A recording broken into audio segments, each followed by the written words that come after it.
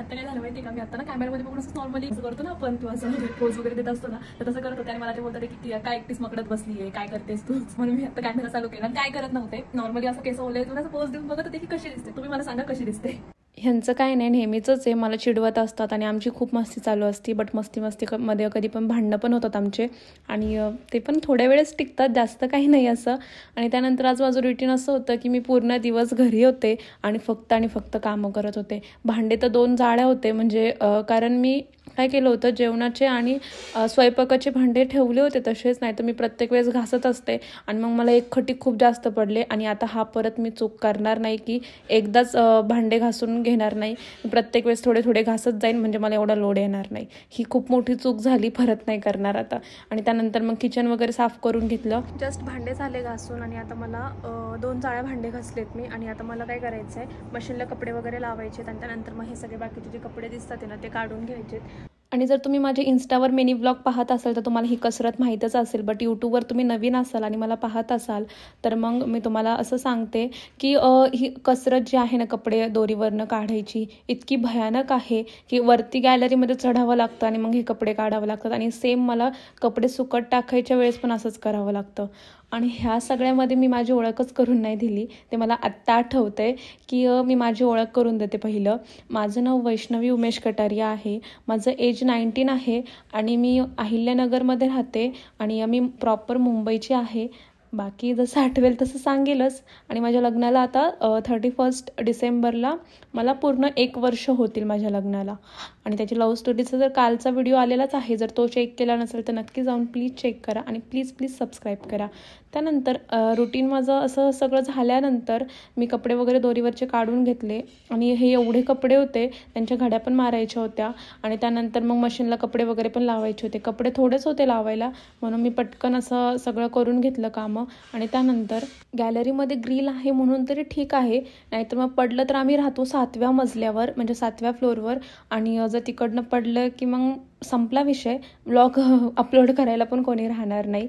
आणि म्हणजे normally grill वगैरे लावलेली आहे आणि जाळी याच्यासाठी लावली आहे की आमच्याकडे कॅट्स आहेत आणि अशीच एक कॅट आमची इथून खाली पडली होती आणि ती आता नाही राहिली. खूप फील झालं होतं ते, म्हणून आम्ही असं सगळं करून घेतो त्यांच्या सेफ्टीसाठी. आणि त्यात रोलू तर एवढं असं हे नाही आहे की ही जाळी हे करेल. बाकी जे आमच्याकडे स्ट्रीट कॅट आहेत ना, म्हणजे आमच्याकडे 4 आहेत एकूण, मी त्या पण तुम्हाला दाखवेलच लवकर.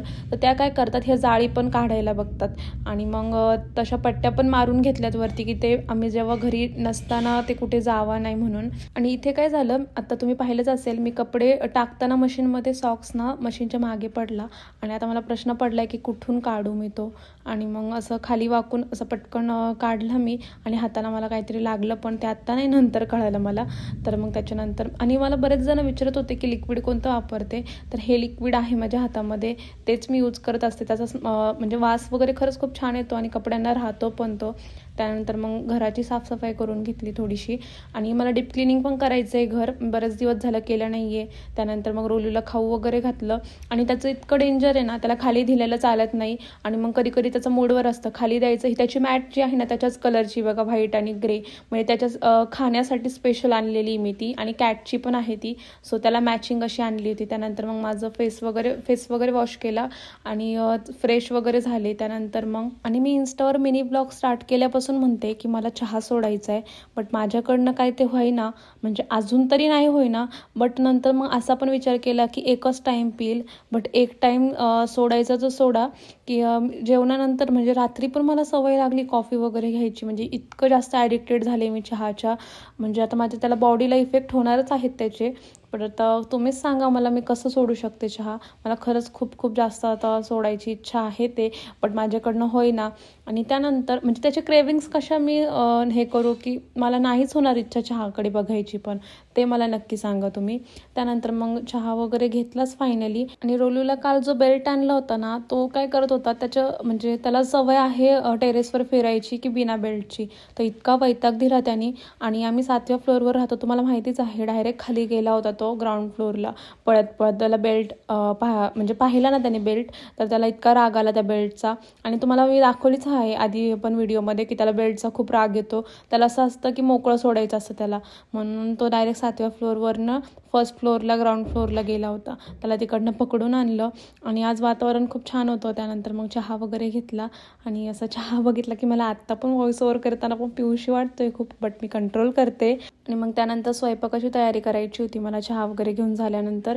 आणि मला दररोज पडणारा प्रश्न म्हणजे की आज भाजीला काय बनवायचं.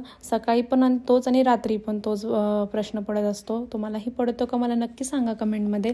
आणि मग मला असा प्रश्न होता की काय बनवायचं, म्हणून मी हे मुगाचं मेदगं असं काहीतरी बनवलं होतं. मेदगंच बोलतात की नाही मला आणखी कन्फर्म नाही आहे, जर चुकलं असेल तर मला तुम्ही सांगा काय बोलतात. आणि त्यानंतर आणखी एक म्हणजे मी तुम्हाला रेसिपी पण शेअर केली आहे. मी खूप सिम्पल पद्धतीने बनवत असते. म्हणजे नॉर्मली त्याला निवडून घ्यायचं, कारण त्याच्यामध्ये छोटे छोटे खडे असतात आणि ते सेम दिसतात म्हणून समजतच नाही लवकर, म्हणून मी निवडून घेते त्याला. आणि त्यानंतर मग कढईमध्ये थोडंसं आबडधोबड म्हणतो ना आपण तसं शेकून घ्यायचं त्याला. आणि थोडंसंच गरम करायचं, जास्त जाळायचं नाही, तर मग जळकट असा वास येत असतो त्याच्याने.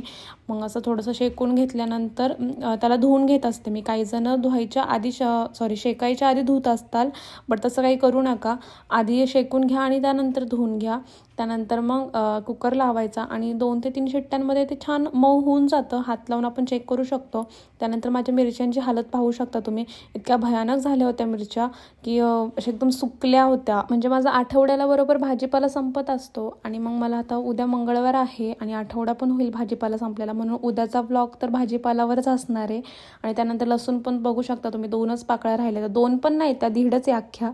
त्यानंतर मग असं लसूण वगैरे सोलून घेतलं. आणि मिरच्यांची हालत तर बघून मला पण आता वाईट वाटते. मिरच्या तर आणावंच लागणार आहे आणि लसूण पण आणावं लागणार आहे. इनफॅक्ट सगळाच भाजीपाला संपला आहे, तो पण आणावा लागणार आहे. त्यानंतर मग रोलूला पप्पांनी परत वर न्यायला लागले, तर आणखी जास्त नखरे करायला लागला. मग त्याला असं उचलूनच नेलं त्यांनी. म्हणजे त्याला जायचं तर होतं, बट बिना बेल्टचं जायचं होतं, बट त्याच्या सेफ्टीसाठी बेल्ट पण, कारण आम्ही टेरेसवर नेत असतो, मग त्याने उडी वगैरे मारली तर ते एक भीती असते म्हणून. त्यानंतर मग शिट्टी झाल्यावर असं छान स्मॅच करून घ्यायचं त्याला.